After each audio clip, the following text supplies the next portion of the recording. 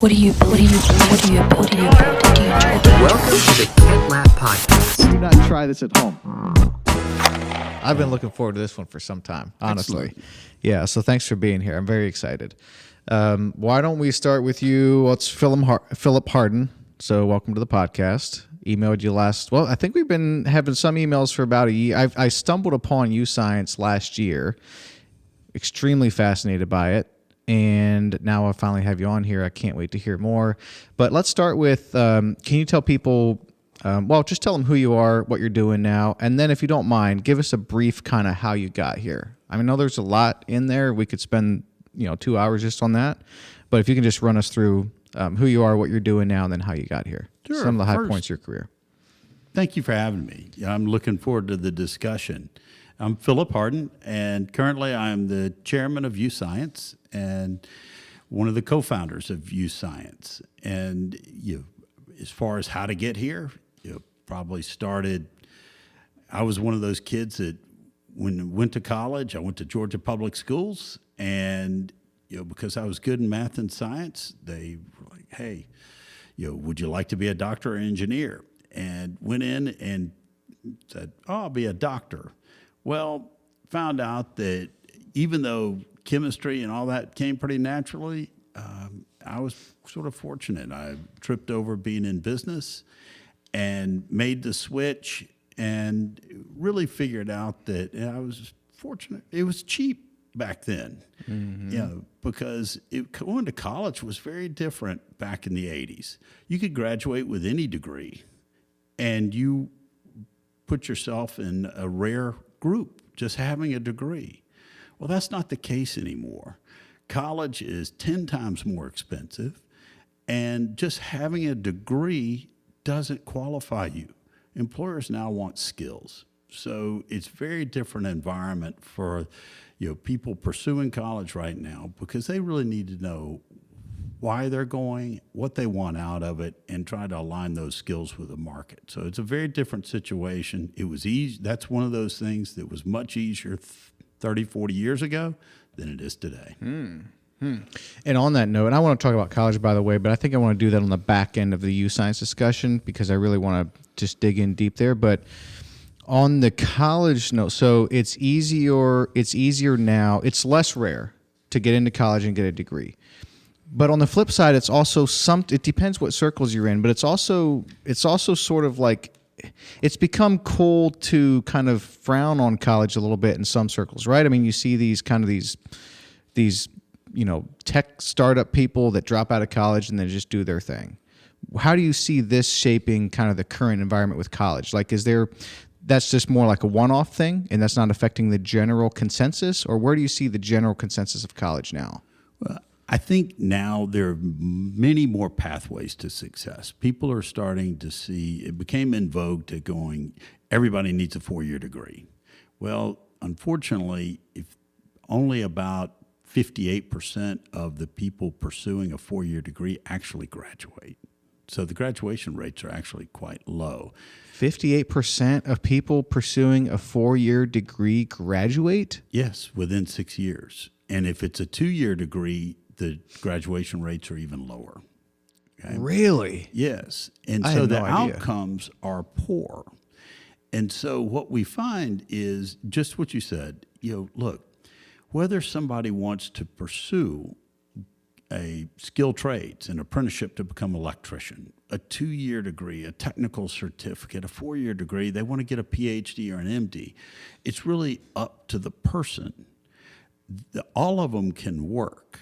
They just need to make those decisions smartly. Okay, so what we're seeing now is, and there's lots of alternative certificates. If you want to become a computer programmer, there's great software schools that you can just go and do that. You don't necessarily need a 4-year degree to do it. So what's been interesting about education is the number of program alternatives has exploded, but you have to have people be in a position to be an informed buyer so that they can smartly make a decision. But all of those paths will work. Back then, it was sort of deemed one path. During the 90s and early 2000s, everybody thought you had to just get a 4-year degree. not true. Okay. And let's we don't need to save the college discussion for after the Youscience discussion after, because we're in it now. But I was curious about this. So I'm sure you're aware of the Operation Varsity Blues that kind of broke in 2019 with the college admissions scandal. Sure. And there is a documentary now on Netflix that I watched the other week. I think it's just called Operation Varsity Blues, the college admissions scandal. And it's about Rick Singer, who was helping students and by extension their parents get into these highly sought after schools, Harvard and Yale and so forth.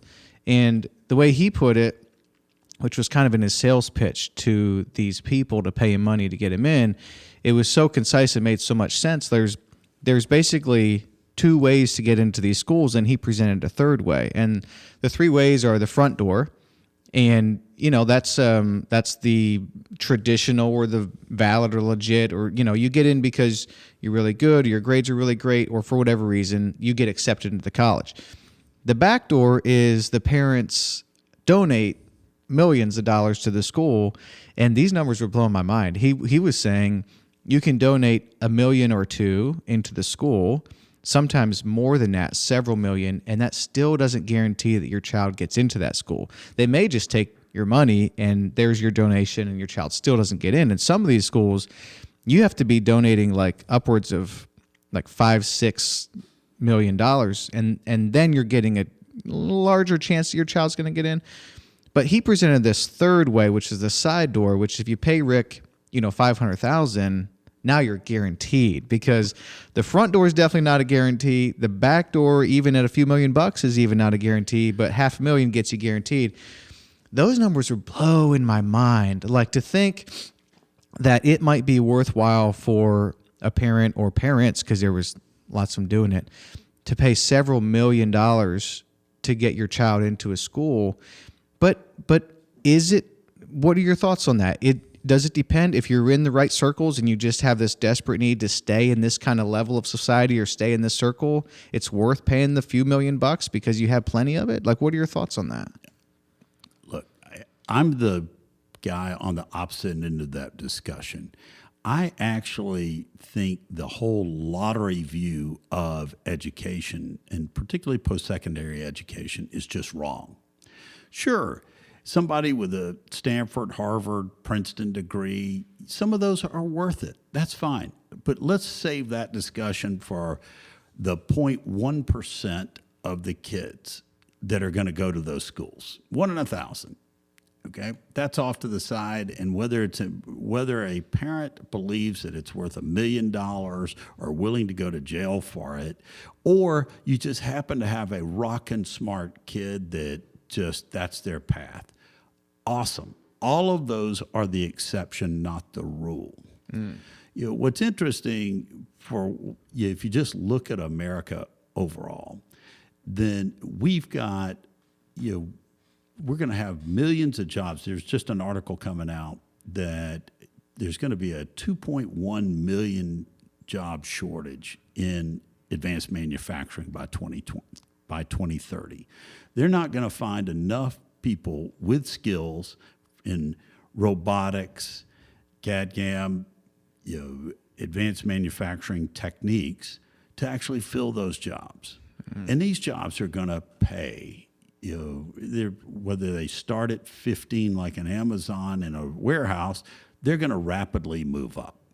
Okay, so there's a lot of really good jobs in America that don't require necessarily. Some require a 4-year degree, some require a 2-year degree, some require, great, go be a welder. You're guaranteed a 6-figure income if you can weld right now. Okay, so a lot of these don't require Princeton and Harvard and all that to have a great lifestyle. And I think that's what misses everybody, is they think, I've got to get to the highest and best school possible. But if you look at the research, it's not the brand of the school anymore. It's really about the skills. Okay? And one of the things that's most critically important is, right now we just use these academic measures like an SAT or an ACT or a GPA. And what we find is that's one way to measure skills or talent, but it's a very limited way.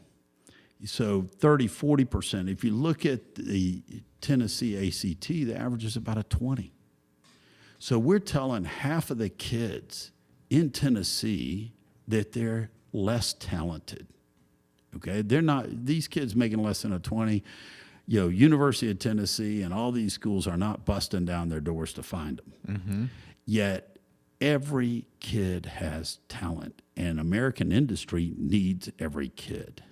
So I'm far less concerned about how the top 0.1% pursue that lottery-style education at 5 or 6 premier schools than how we start to align and uncover all the talent of these kids across America, and so that we can line them up with the economy and most efficiently get them skills, whether it's at a technical college, a certificate program, software development school, or a 4-year program.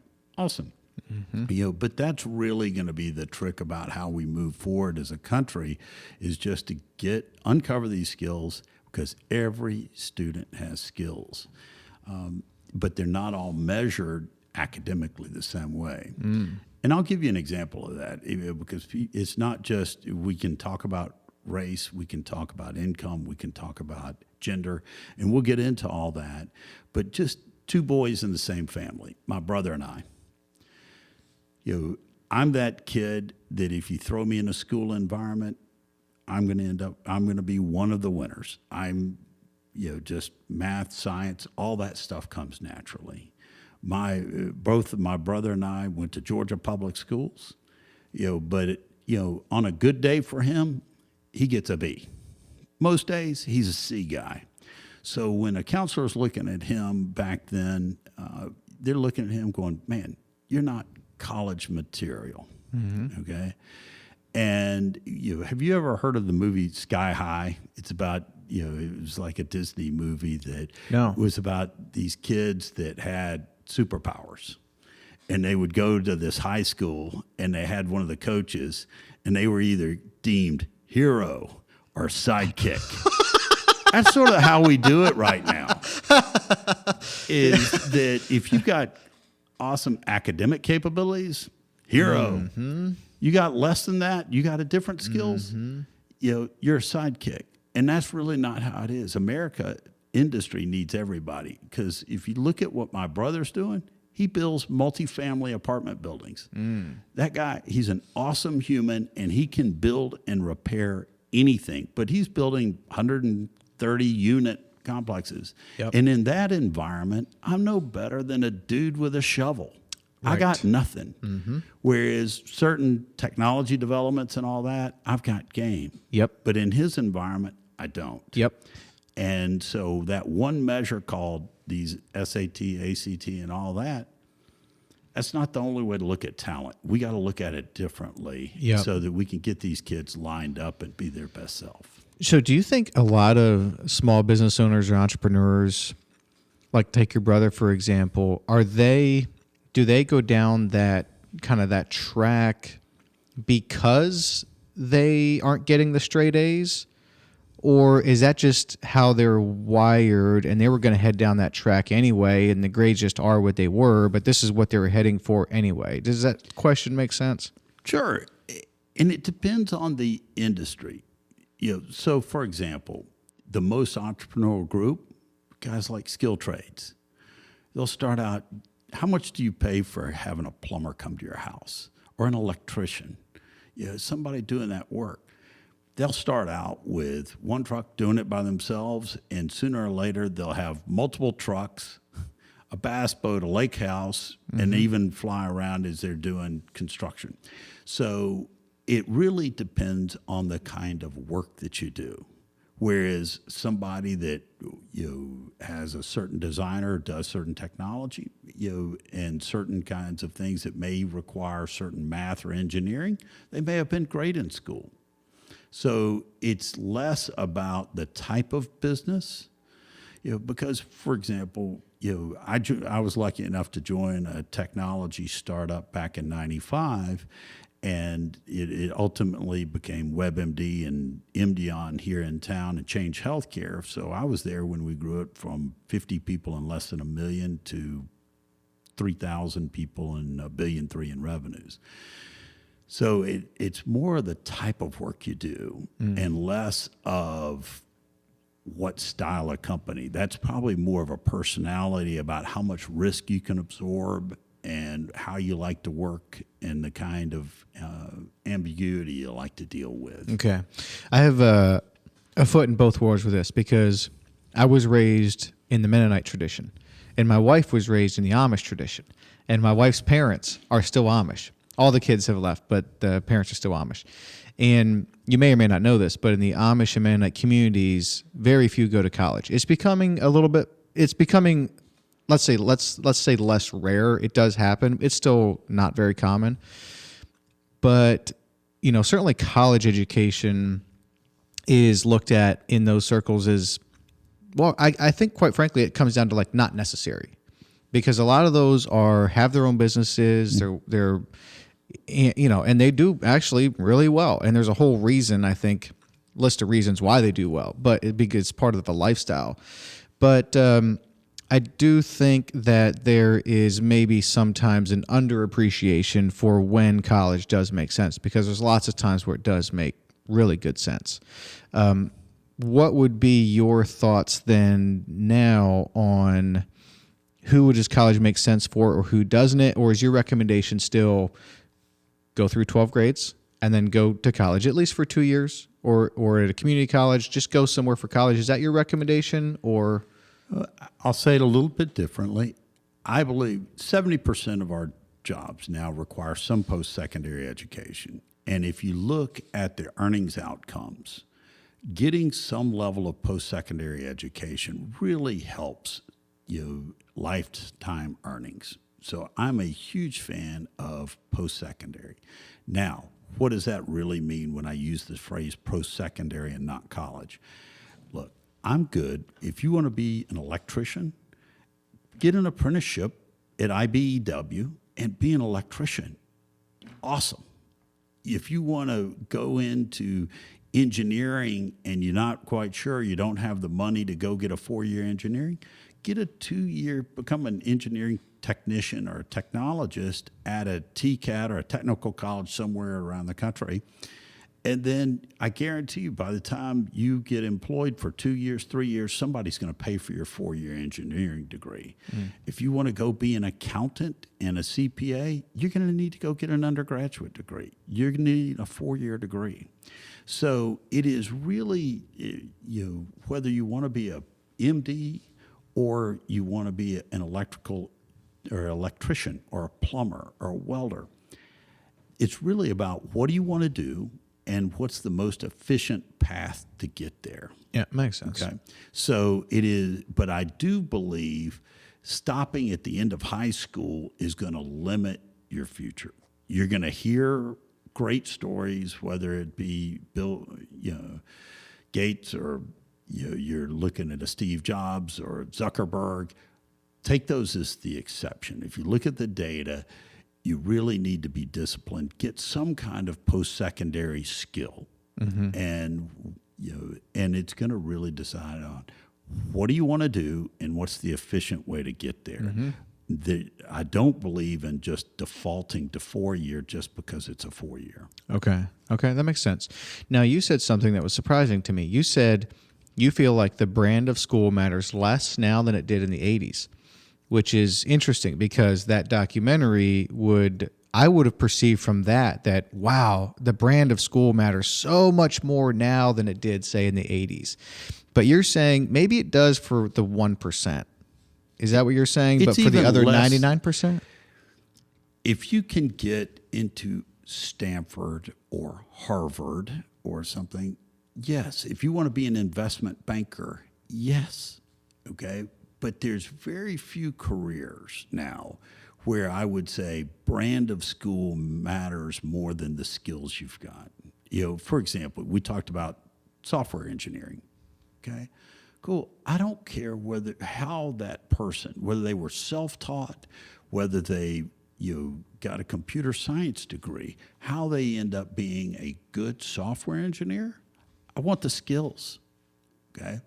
So but if you're looking for a CPA and all that, whether they went to an Ivy League school, University of Tennessee, University of Georgia, or any particular school to get that degree, doesn't really matter. Mm-hmm. So I would say our economy has turned much more toward show your skills and less toward brand, with the minor exception of about 10 schools.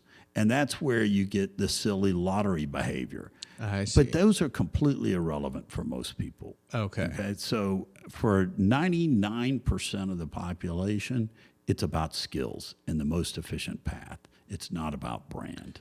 I see. Interesting. Yeah. And that is good news, I think, for the general population. Like, this is the way that it should have maybe been all along, or maybe at the very least, this is a good direction for the trend to be heading. Absolutely. I think it's great news because now people can smartly pick the most efficient path. Okay. It's not just about highest and best brand and then think about what you're going to go study. That's a silly way to go do it. You see a lot. That's what's causing a lot of these people to drop out is they're starting, they don't know why they're there, they're finding their education irrelevant, and they end up falling out. Okay. And we've got to do a better job of helping people become more self-aware at what's their area of giftedness and how to direct their education more effectively. Yes, which is where Youscience comes in. But first, I need to touch on this other thing, which is that you're saying trades, the high-tech manufacturing jobs by 2030, us needing 2.1 million workers at that, or projecting a 2.1 million worker deficit by 2030 is shocking to me. It's surprising because I thought it was heading the other way. I thought automation and AI and robots and self-driving trucks was going to put all these people out of work. But you're saying all these common welders, there's a high demand for them now, and we're seeing that projected into the future? Sure, absolutely. And 2 or 3 trends, okay, that are important. But robotics, awesome. They can pick things up. They can move the things. They can do repetitive tasks. But you still need somebody to design. Somebody needs to program the robotics. Somebody needs to actually handle the thought work. And so the pay is going up, but so are the skill requirements. So what you're seeing is less need for somebody just to pick stuff up and move it around a warehouse. The robotics are taking care of those. So that's why there's the skill deficit, is that you're still seeing high demand for people that can come in and do the work that a robot can't. Mm-hmm.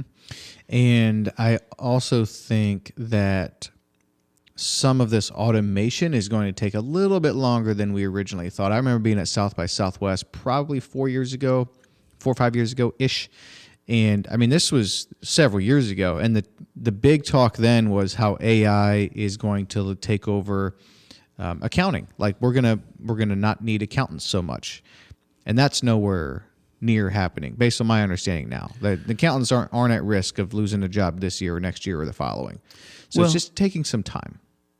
But the accounting, I started at a firm called Arthur Anderson in 1985 as a staff accountant. Oh, wow. Yeah, so Arthur went away with Enron, so it was 200,000 people, sort of summarily let go. I had left there probably some 12 years before that. But just how they do accounting and auditing has changed a lot. We used to have to go to this company's site. Everything was on paper records. Now there is no paper. Everybody's doing it electronically. Any kind of manual stuff's either offshored or automated. And so, again, the accountants are a great example. They're doing the thought work, the thought analysis, because the audit standards are very rigorous now because of Enron, because of all the SEC requirements. But you don't need the bulk, staff to go on site to look through a bunch of paper records. And so it's trending just like advanced manufacturing. Skills going up, using automated digital tools to do the analysis, but it's changed very much. And we're seeing the same thing with manufacturing. Robotics are taking out the low-level manual jobs, but the higher skill level jobs to do robotic technology and design work and the welding and running the complex equipment are there, and they pay a lot more. Okay. Makes total sense. Now, you were saying you went to Georgia Public Schools, and then you went also to college in Georgia, did you say? I went to University of Georgia. Okay. But you also went to Stanford. So Yes. how did you get into that? Because that's not an easy school to get into, and I assume it was just as hard back in the 80s? Not quite that old. It was 93. Okay. And so, but close. I actually worked for 8 years. And so when we talk about my brother and I, we were very fortunate, and my parents had divorced. And when he and I graduated from college, we got sort of zero money. So my mom became a real estate agent in the early 70s to supplement income. And so he and I happened to be at her house in probably somewhere right around the time I was graduating, so 85, 86, and she was trying to sell a house that was a fixer-upper for a lady that it was just great location, but it was really in a mess and needed a bunch of work, and so. The deal fell through with an investor, and so my brother was like, "Hey, I wish we could buy this thing." And I said, and this is the two different skill sets. I said, "We can borrow against Mom's house." And so, of course, he and I borrowed against Mom's house and did that. And so, while I was working at Arthur Andersen at nights and he was working at a building supply place, we started buying houses and remodeling them. Oh, wow. And so, fortunately, made enough money over the course of 7 or 8 years to take 2 years off from life and go out to Stanford. Oh, wow. And so Stanford, probably because I went to Georgia Public Schools, spoke full Southern, maybe they gave me a break and thought I was a good charity case for them. Yeah. Well, I appreciate your humility on that, but I don't think they're letting you into Stanford just because you have a Southern accent. It was close. How that many and deals? a decent GMAT. How about Okay. Fair. But for you, totally worthwhile, would you say? Yes. For your career track going through Stanford, totally worthwhile. Well, and I also wanted to pivot on my career. So I was gone to Georgia and moved out of pre-med chemistry, gone into accounting because I had no idea what kind of business I wanted to be in. And I thought that'll give me a basic business knowledge. And as I was working with Arthur Andersen, found technology companies, joined a technology company, sort of loved that environment and the type of business. And so I wanted to expand beyond my CFO roots. And so obviously, I wanted to find a school that had both engineering and the business side because I wanted to move more into product development. So that allowed me to do that. And there were 2 or 3 others that I looked at, but they all had engineering and product development and with a focus on technology. Okay. So how long had Stanford been on your mind before you got serious about it and started to apply and those types of things? 2 or 3 years. Okay. When I figured out that I didn't want to be the world's greatest CFO. Okay. And then went back. And so, and obviously I was married at the time. We were looking at having children and stuff. So there are more factors. And just then financially able to take 2 years off. Okay, so, sure. And pay for graduate school and not have to borrow any money. So it was a right time to do it. Yep. Okay. Shall we just jump into Youscience, or maybe could you just give us the high points of how you got into Youscience then? Sure. Fill us in from Stanford to when I Youscience. came out of Stanford, I had been in a healthcare strategy class, and it really looked as healthcare was the only industry where someone could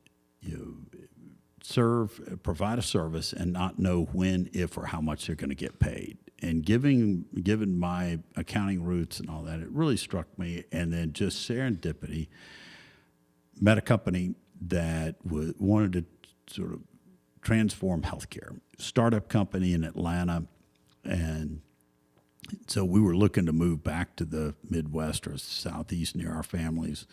And so moved back and I joined this little company. And over the course of 17 years, it grew. And we were very fortunate. We merged, acquired a company called WebMD, and we became WebMD. We took it public and survived the dot-com crash and then continued to grow and then took it private in '06 as we moved to Nashville, and it continued to grow. And so it became MDON, then Change Healthcare over time, but we ultimately took it back public on the New York Stock Exchange and sold it to Blackstone Private Equity in 2011. And so I stayed around a little bit of time to help them transition. My group was about 500 million at the time.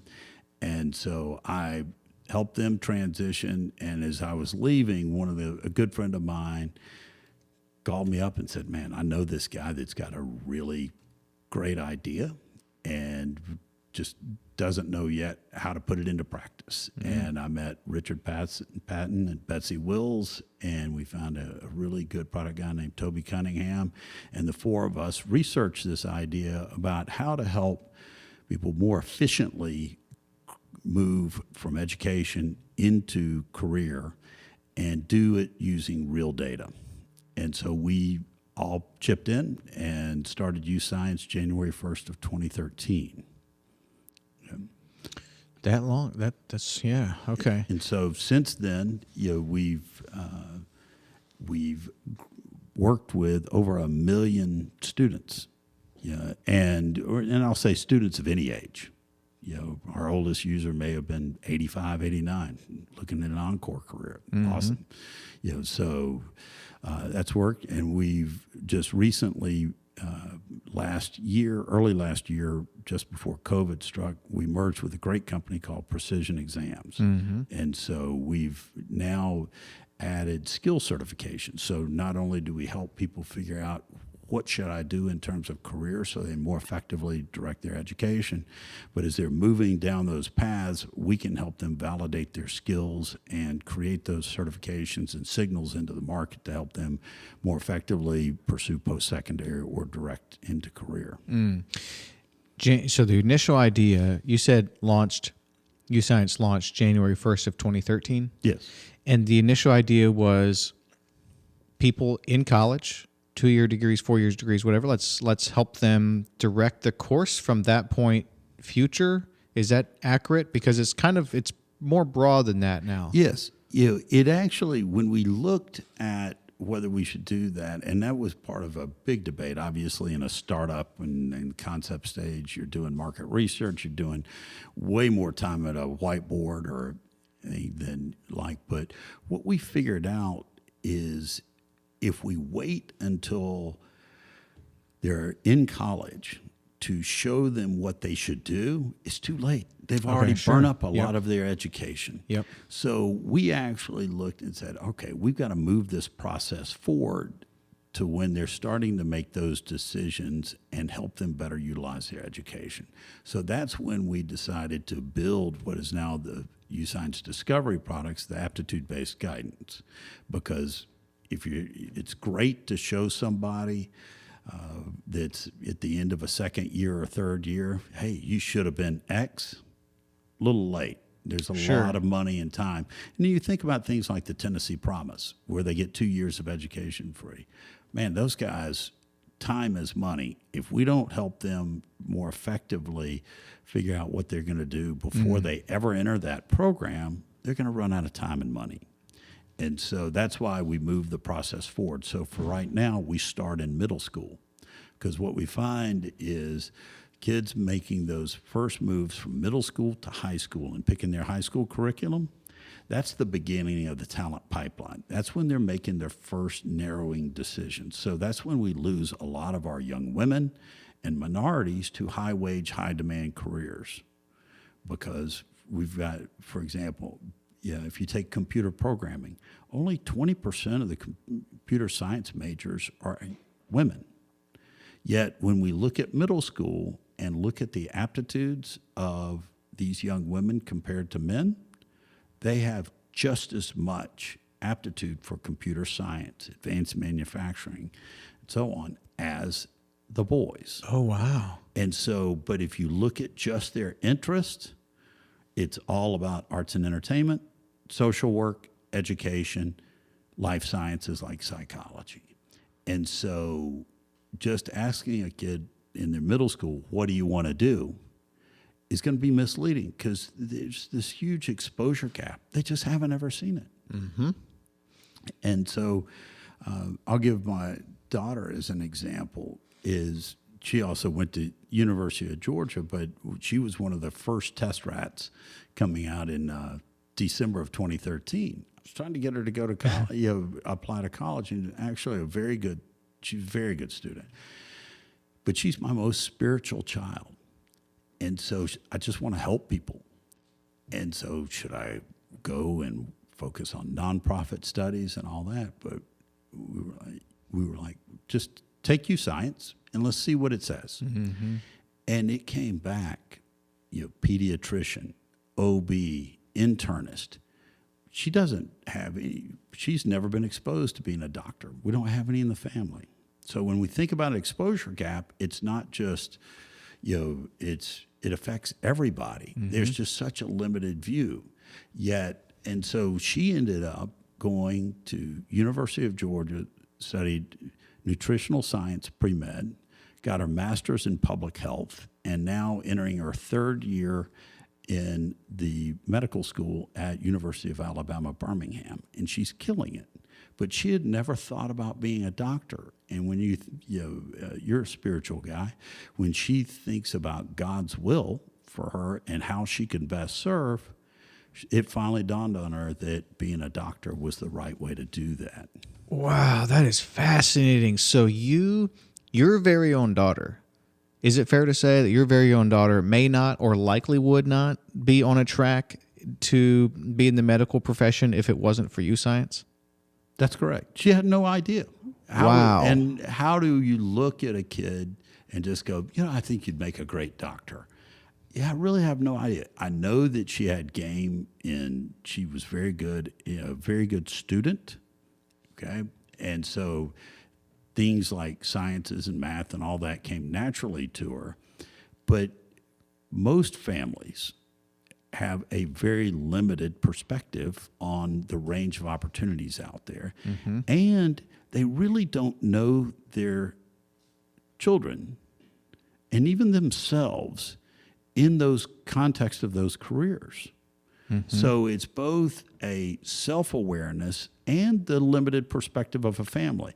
And if you think about most of our families, my wife and I, you've got two parents, and we could, expose her to these kinds of things, still a limited view. But you think about rural kids, urban kids, poor kids, there's a real myopic view of what the opportunity for these kids are. Yet these kids have the aptitude, the talent to do the work we need them to do. It's just we've got to uncover it. And it's that exposure gap that's limiting. Yeah, that is... it's one thing that I take care to not ask of my kids too much is this question of what do you want to do or what do you want to be when you grow up? I mean, we'll talk about it sometimes, but first of all, I try not to say what do you want to be when you grow up, like that's your identity, Right. But I mean, we'll sometimes daydream, but the truth is they have no idea. At this, they really have no idea. And to sort of like... I just don't want to make them feel this pressure. I mean, my oldest is 10, so we have 5 every 2 years from 10 down. So 10, 8, and 6. The 10 and 8-year-olds, those are the ones we'll just chat about it or whatever, like dream together about what the future might hold, that type of thing. I want them to sense that I have high expectations for them. And by what I mean by that is just whatever God has for them to do, or however they can contribute best to society. Like that's what I want for them. Right. And I don't want something to get in their way and them not to have, to be able to kind of live out how they should be living out or do the work they really should be doing. but not high expectations as in like, man, yeah, I really hope you're a lawyer. And then if you're not, you're disappointing me, certainly. Right. But this idea of like asking the kids, like, what do they want to do? I mean, 10, 12, I mean, they have no idea. But you're saying though, I like this idea about your the daughter you said was spiritually aware or whatever. Right. What's great about this is what you helped, because I think based on what I know, we are both people of faith and probably believe in the same God. And so if we believe that we are here by design, God created us and then here we are, well, he already obviously he knows kind of what's going to happen, and life is not a surprise as we go through it to God. But if he made us with certain talents or aptitudes or intuitions, strengths and weaknesses, those types of things, what Youscience is doing, what Youscience basically helped your daughter to do is sort of discover God's will for her life in a sense. Because, right. Man, if this person is like just so obviously meant to be a doctor, but there's no doctors in the family, and so they don't go down that track, and instead, they're working at the county clerk's office. I mean, that's great too if that's your thing, but it's like, man, that's what you were that's the skills you have, and then you didn't go down that track because you didn't see it. Right. And so what Youscience is helping to do is like uncover that's already in there. That's our first job. And there's actually two parts to that. Not only do you have to help them uncover what they naturally do well, those natural gifts, and they range. Think about my brother and myself. Okay, we just have two boys out of the same family, grew up in the same room. Okay, wildly different gifts. Math, science, I'm there. Building, fixing, anything, that's my brother Kimball. Okay, so you can't, it's all your kids. You've got 5 kids, they're going to be different. Mm-hmm. Okay, and so one of my, just to pick on my other daughter, so I've got 2 girls, 2 boys. Oh, do you? And they're 27, 25, 22, and now 19. Okay. How is that season of life, by the way? Sorry to the sidebar. We'll come back to you're going to pick on your other daughter. Is it awesome? But you got to.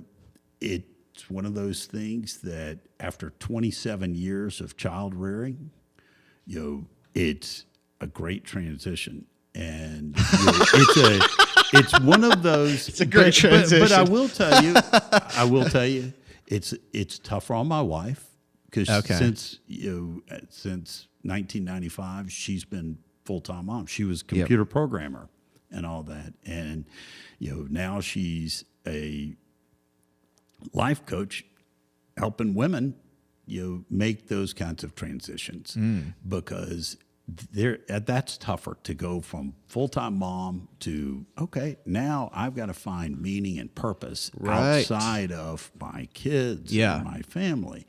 And so that's much different than, I'll call it, Philip, who's been running much of the same game and will continue to run and focus. Yes, you parent differently. Mm-hmm. Yes, Adele and I get more time to focus on each other, but the big change is for her, not for me. So I don't want to overstate my change versus it's a bigger lift for her. She's doing great at it, but she's having to be very deliberate on how to change. Okay, that makes total sense. For whatever reason, I don't know why this is, but for years now, I've sort of dreamed about probably like, I don't know, call it 5 to 6 years younger than what you guys, something about like having the youngest is mid-teens and then the oldest is mid-20s and maybe 1 or 2 is married and 1 or 2 is coming around with a boyfriend or girlfriend and maybe there's a single one, something like. And then Thanksgiving. I don't know why I have this mental picture, but like Thanksgiving when the family's at that stage just seems really awesome. But you know what? Our family's great now. I'm sure there's just like there's graces for every season. Well, and that's just it. Probably the one perspective I would share with everybody is I don't care whether you're in that hospital room and having a child and you're going through that or you're trying to change a diaper for the first time and sweat's running down both sides of your face and you haven't slept in 24 hours. All the way up through running around going, I hope they learn to walk, and you figure out once they do, they're everywhere, and then all the way up through schools. And it's great. Every season, as you said, every stage is awesome. Yep. And so just enjoy the whole path through. Yeah. And the stage we're at where, yes, the kids still need support, not financially, fortunately, but they're going to call home with real interesting questions and ways to just say, hey, what do you think? And the good thing is the older they get, probably the smarter we get. Sure. Okay. Yeah. Yeah. Yep. And so I would say it's one of those things to enjoy. And Yep. I want to circle back to something you said about not asking your kids, what do you want to do? It's a fair question, but you have to also understand that they're going to answer it from a really ignorant perspective. They've only seen what you do. And as a matter of fact, I worked at MDON and WebMD, and my kids had no idea what Dad does other than go to meetings, talk on the phone, seems to be stressed sometimes, and actually a lot of times. And then, I had to sort of dumb it down and say, what does Dad do? I help doctors get paid. That's all they knew. Wow. Okay. Yeah. Because if you think about what a limited view versus if you go back 40, 50 years and it was more of a rural lifestyle or you lived in a manufacturing community, people knew what work was. They saw work. Okay. Now our kids don't see what we do. And so it's made it even tougher to answer that question of, what do you want to do? Yeah. So when my daughter was about to head off, my oldest daughter heading off to University of Richmond. And so and we learned a lot as you work 4 kids through post-secondary and college. But she had chosen it, and I asked her the basic question, honey, what do you want to do? And now she's old enough to give me that incredibly honest answer. Dad, I have no idea. And so she was really in her second year of college before we had Youscience really developed. And so gave it to her because she called home. And she's up at the University of Richmond. And she calls home, and it's a great school, good liberal arts program kind of thing. But she calls home with her winter schedule or second semester schedule probably in November of her sophomore year. And my wife was smart enough to go, honey, why don't you walk through your schedule with your dad? Because here I'm years into Youscience. And she gives me this beautiful list of intellectual fodder. I'm going to take Civil War history, Russian literature, and all that. And I'm like, wow, all right, Logan, let me tell you what's going to happen.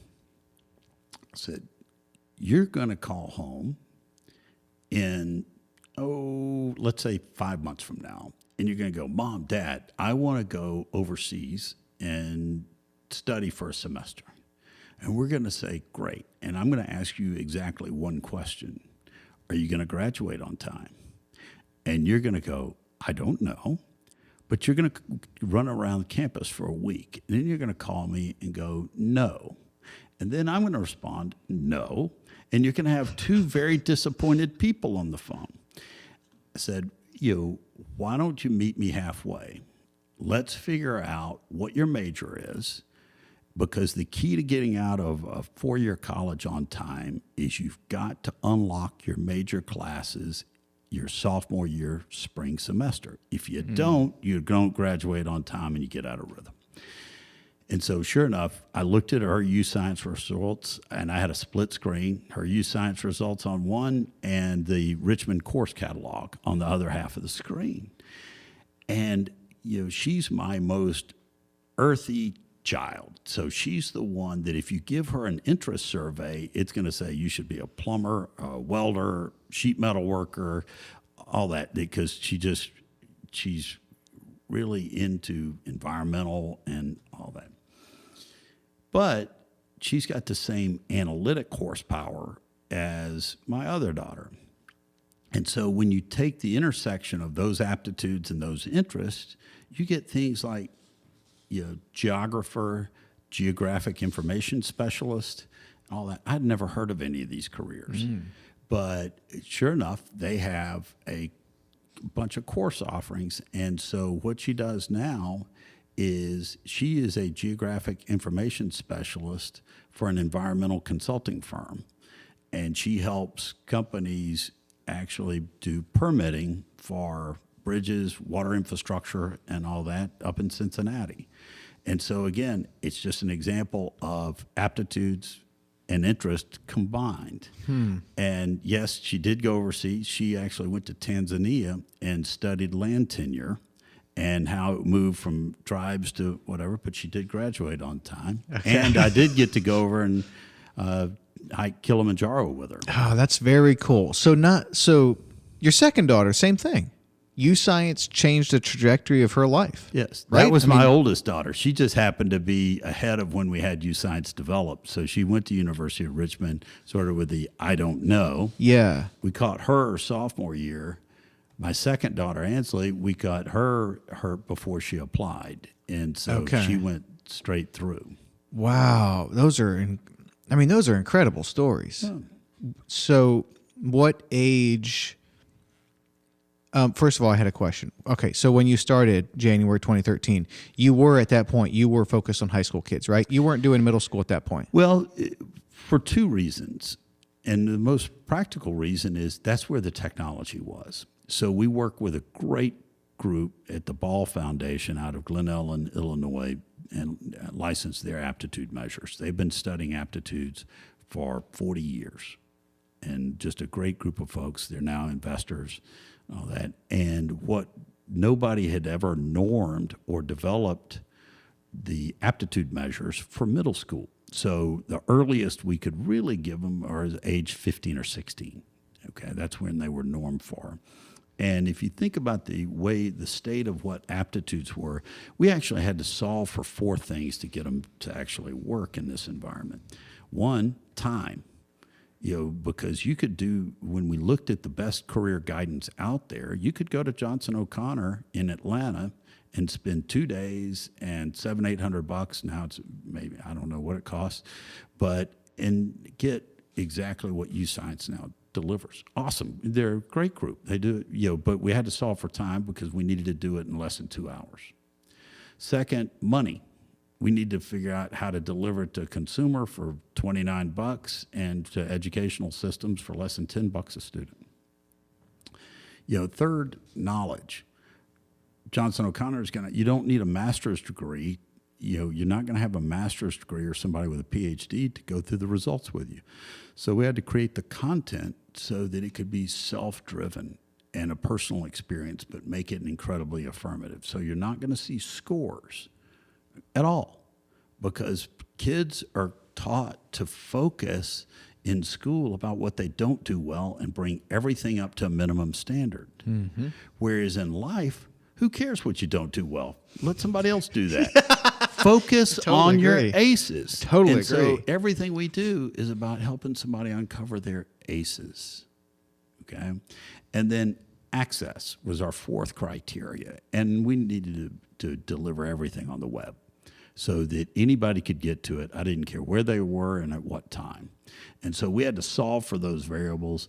And then, so we did not get our middle school version done until we did a nationwide norming and everything about 2018. But now we work with almost 1,000 middle schools across the country. Between our two product lines, our certifications and our aptitude-based guidance, we work with almost 4,000 high schools. Across the country. So Williamson County, Rutherford County, some Nashville Public Schools, and others around Tennessee. So I have a fifth grader. Would you suggest he take it or wait? Wait. Okay. And here's why. It's really, so first of all, it has to be done because somebody needs it. Okay? So until somebody's got a decision to make, look, it's interesting, but so really when that student is starting to think, all right, I've got to pick my high school curriculum. So 7th and 8th grade, that's what we designed the middle school version for, is to help them make good choices of high school curriculum.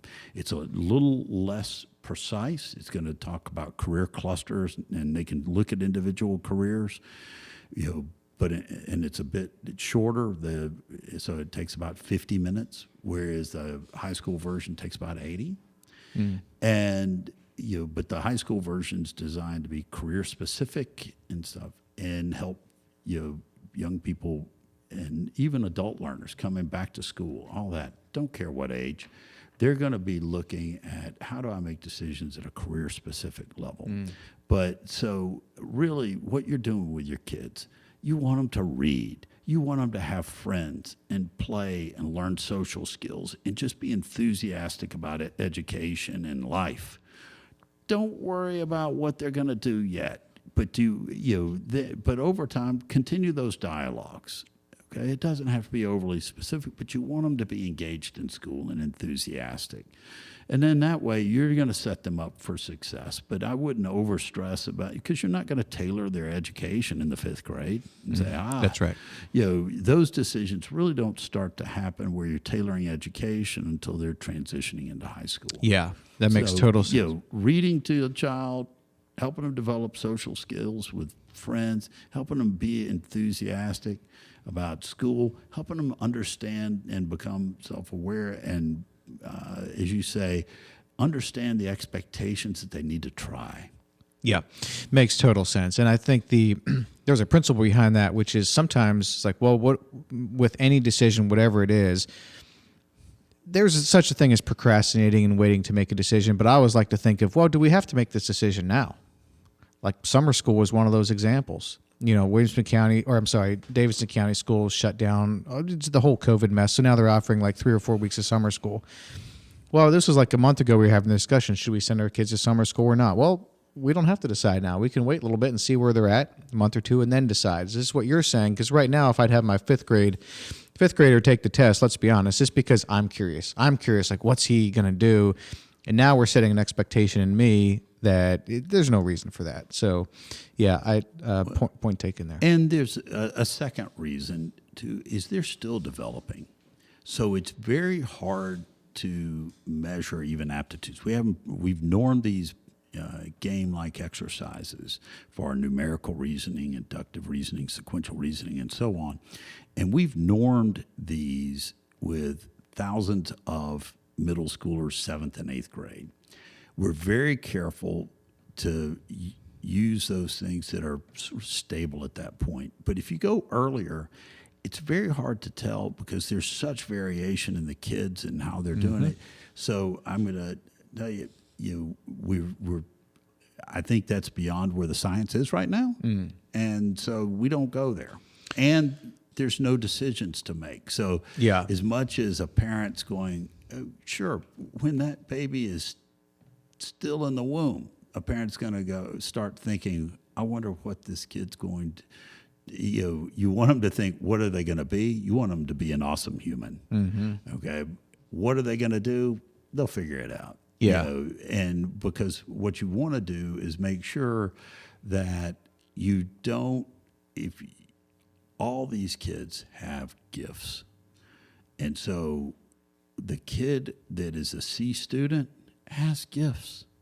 Find out what they are. That's the only thing I would do is don't use the same yardstick to measure the person that's gifted in the classroom and the person that may not be, and measure them the same. They have gifts.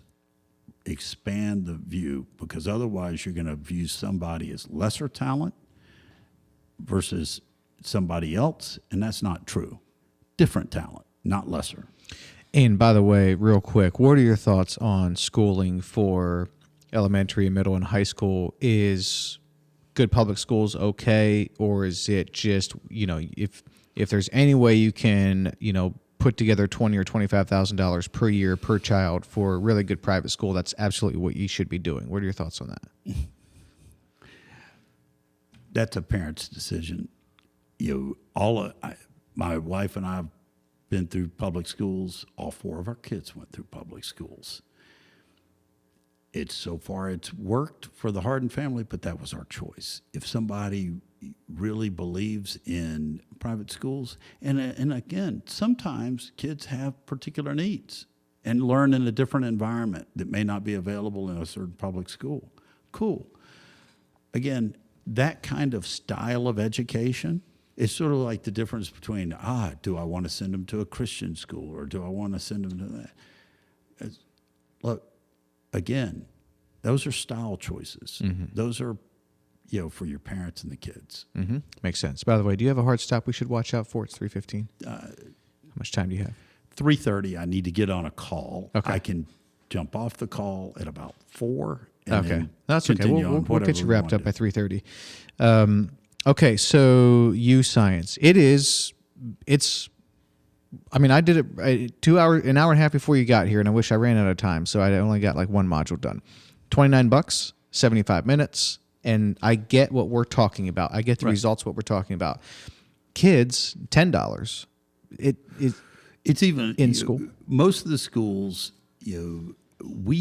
what we do with our schools, it's not even $10 per student.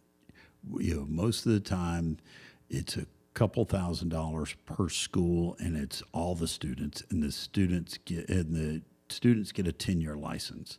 So they don't have, the same student doesn't have to do it every year, because one time they may be looking at careers, the next time they may look at dual enrollment opportunities, and they may be looking at colleges. And so we give these kids a 10-year license for their Youscience results, so that they can have them with them until they're really into their first career job. Wow. Okay, so that to me, I paid $29. And by the way, the checkout process was scary, easy, and quick. It was a very easy way to spend $29. So good job on the user experience. But it seems like not that much money to alter someone's life. So you've looked at kind of like supply and demand and where the price point should be. I mean, for this thing to like change the course of someone's life, you could probably be charging more. You just looked at the math and this is where it needed to be. Sure. Well, there's both mission and math. Okay. And so one, we truly believe that we have to help students of any age figure out what they should do so they can better direct their education. And when it comes to spending money online, if we charged, at first we charged a lot. So we were charging 10 times the $29. And what I found is, yes, we were still getting buyers, but the buyers came from a very specific demographic where the kids were going to go to college anyway. They were just trying to optimize college, and they had a limited financial risk. So to appeal to a much larger market, we cut the price point by 90%. So that I don't care whether you're going to end up going to a technical college, you can't afford it. It's one of those things we wanted to make it so you couldn't afford not to do it. I see. Yeah.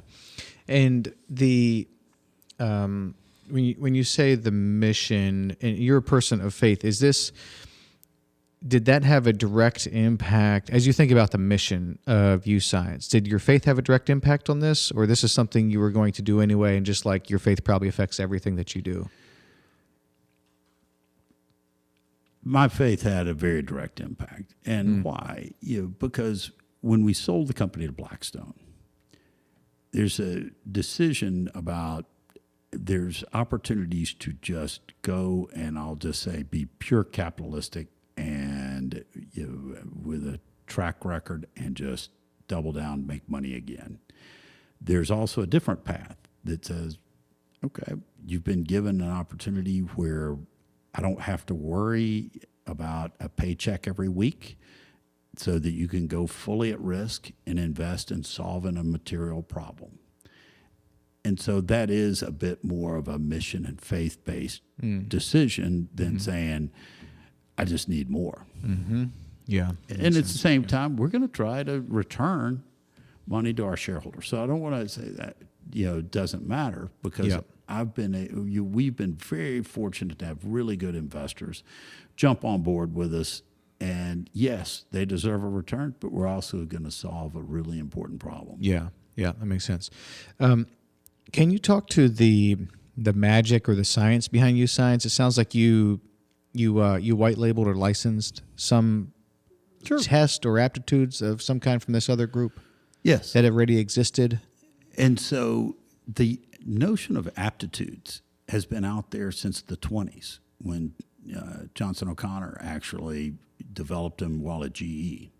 And there's probably 50 different aptitudes that somebody can have. What we figured out in working with Ball Foundation is what are the most important general ones for making these kind of career choice, and which are the ones that we can actually do in an online environment, because we can't test things like grip strength and different things like that. So it's hard to test audio capabilities in terms of tonal capabilities. So we had to limit it to those that we thought were the most relevant and had the broadest reach across careers.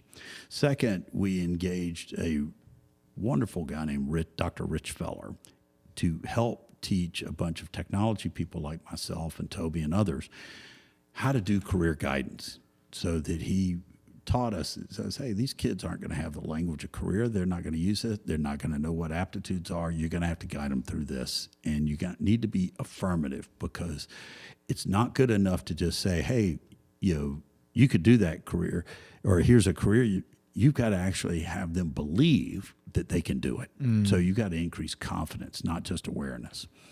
And then third, we worked with some really great psychometricians at Humro and others, some great firms and some talented people inside the company as well, to create a very proprietary algorithm on how to match these aptitude measures to careers.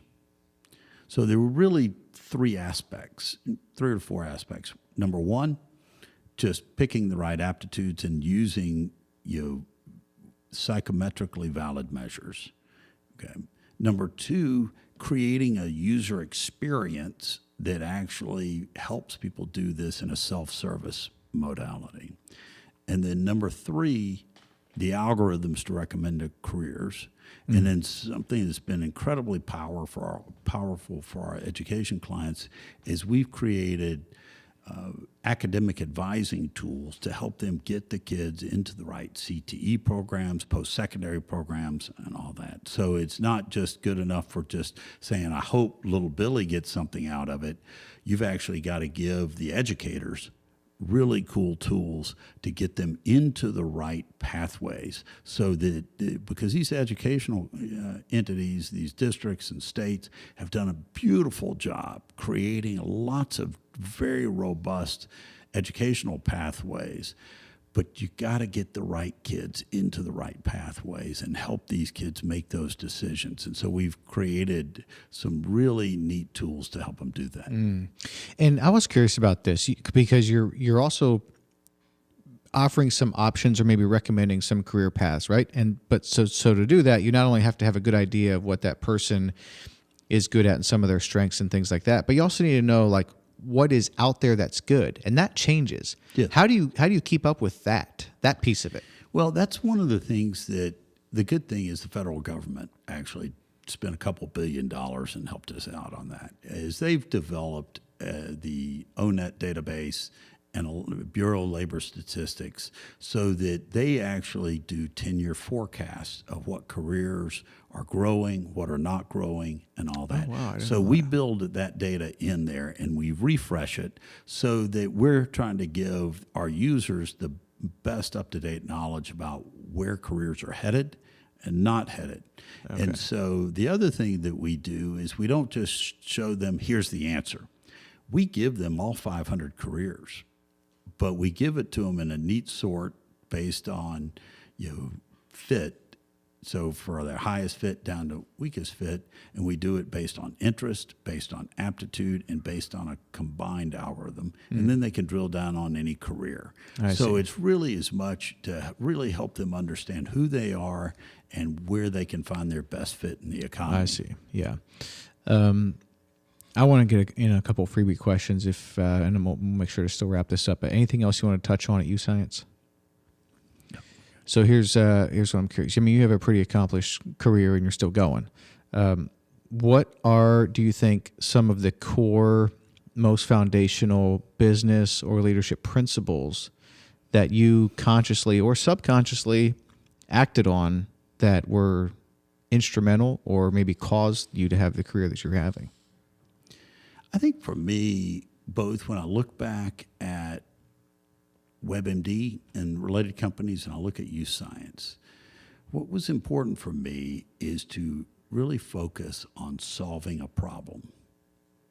And so whether it be at WebMD, wow, healthcare is the only industry where someone can provide a service and not know when, if, or how much they're going to get paid, or wow, the outcomes for how students transition from education to career are dismal. Focus on that.